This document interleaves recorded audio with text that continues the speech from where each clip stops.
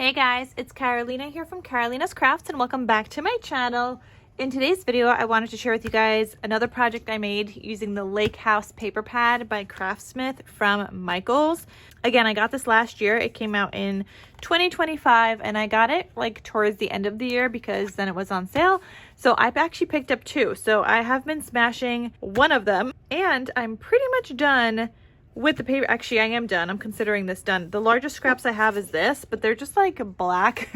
So I'm probably just going to use it for the white side for some kind of layering or whatever. And then just these little scraps. And I have one full sheet of these, like with the s'mores. So I'm just going to add that to the other paper pad that I have because it's just that one sheet left. But yeah, I am done. So let me share with you guys what I made because I have previously already made so many projects. I have made 2 card folios, 2 6.5 by 6.5 mini albums. Then I also made a cinch bound album, and now I made this album. So I'm going to share with you guys what this one looks like on the inside, and let's get started.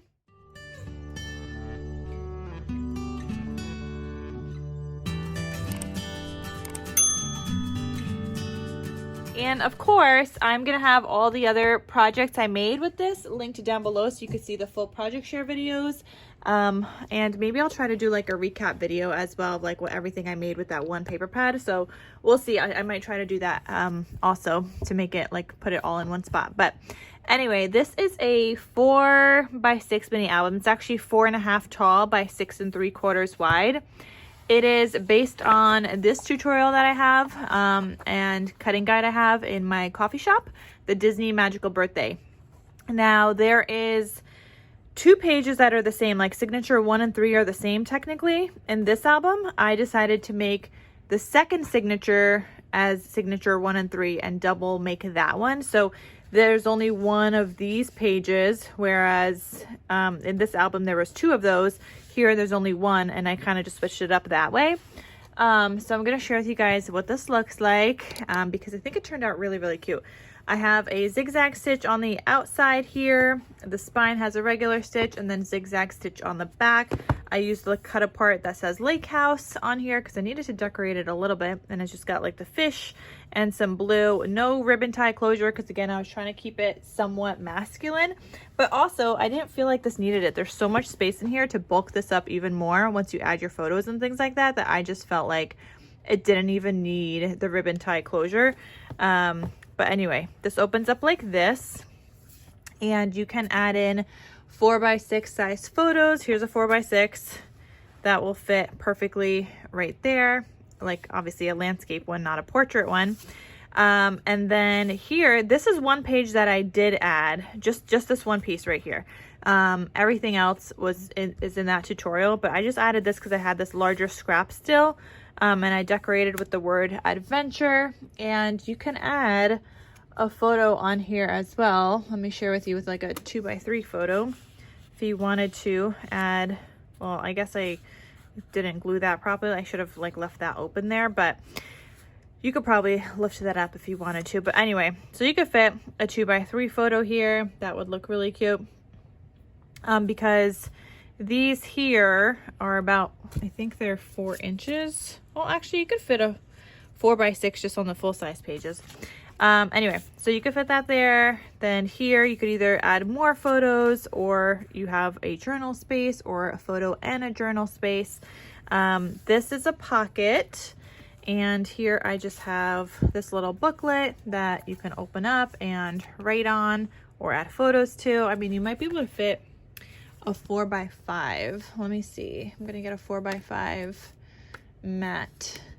So this is a 4 by 5. Okay, a cropped 4 by 5. Maybe even a 3 by 4. This would be a 3 by 4. So you could add a 3 by 4 here. You could add one on the back. You could just add more inside the pocket as well. Let's see, this is a 4 by 6 here. And you can tuck in a 4 by 6 in the pocket if you wanted to. So that works. And that just closes back up. I do have pull out kind of like inserts in each divider.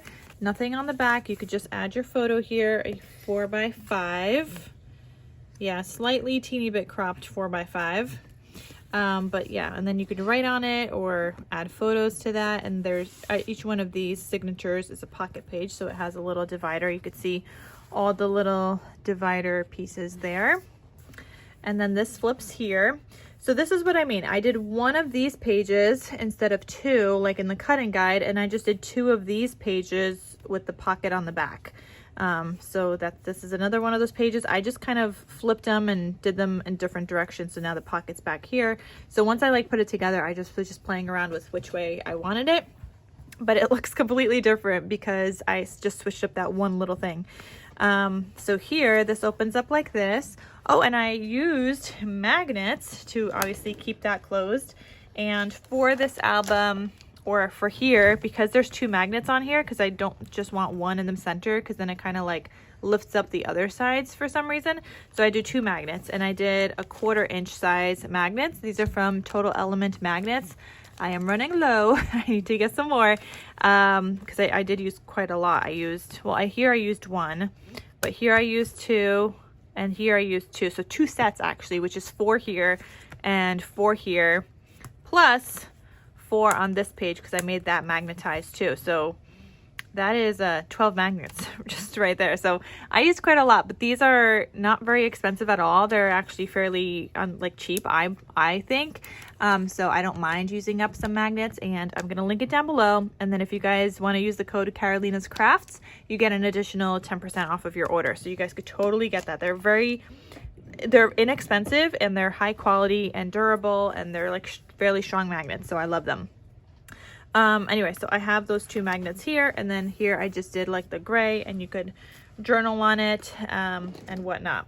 Then here on this next page, I used a slightly larger magnet because, I want to say, I think I used the 3/8 inch here, just because I have this one little piece here, and this was a cut apart from the collection that I wanted to use, and it just says on lake time with a little like, what is that called? Life vest. And then yeah, this opens up like that, and then opens down, and you could add, like, you could journal here. You could add your 4x6 photo. You could add a date. You can add a little note of that photo if you'd like, and I just think that's really cute. You might even be able to add 2x2 photos here if you want. Yeah. So you could fit 2x2 photos to these flaps as well if you wanted to do that. Okay, so that closes up, and that's where I mean I did one of those pages here, but in this tutorial I did 2 signatures just like that, just like this. But I only did one this time. Then you have your pull-out page that you can journal on or add more photos to. I'm gonna tuck that back in there. Okay, and then this flips. Here you have a full size page. You could add a 4x6 size photo. I mean, you could do 4x6 or smaller. So there's that. Then here, again, we have that flip up page. This time I added a little like tuck spot because I had more of that like die cut kind of thing. Fussy thing I had to fussy cut from the collection. And I added a little like tuck spot, little journal card here. And then this flips open again with my magnets, my 1/4 inch magnets. And here I had just scraps of paper. So I really wanted to use this green paper specifically because this is all I had like left of this green, and I wanted to use it, but it was at an angle. So I was like, you know what, we're just gonna add an angled pocket here. And so I made an angled pocket with this paper because I really wanted to use that green paper. So that's how that came about. And then I have this little insert in there that you could journal on or add photos to. And if you wanted to give this as a gift, maybe even like a Father's Day gift, you could add like gift cards into the pockets if you wanted to. You could fill it up with photos. You could have them fill it up with photos, whatever you want. But I think that's so, so, so cute. And then this is your third insert in the pocket page in the signature. And that goes back in there, and then this flips, and you just have another pocket here. I love the s'mores like kind of paper. And then I just have another booklet here. And then here, this is a tuck spot. So if you wanted to get a 4x5 photo, you could kind of tuck it there and glue it down. But yeah, that's a little tuck spot right there. And that's it. So that is this album I was able to make. I had a lot of fun making this, and I got to use up the larger scraps of paper that I still had left over. And there were a lot of landscape, like longer papers, which is why I decided to go with this landscape album, and it worked out really well. So that is that album. If you guys are interested in checking out the cutting guide or the tutorial, I'm going to have it linked down below, as well as the other project shares that I made with this paper so far.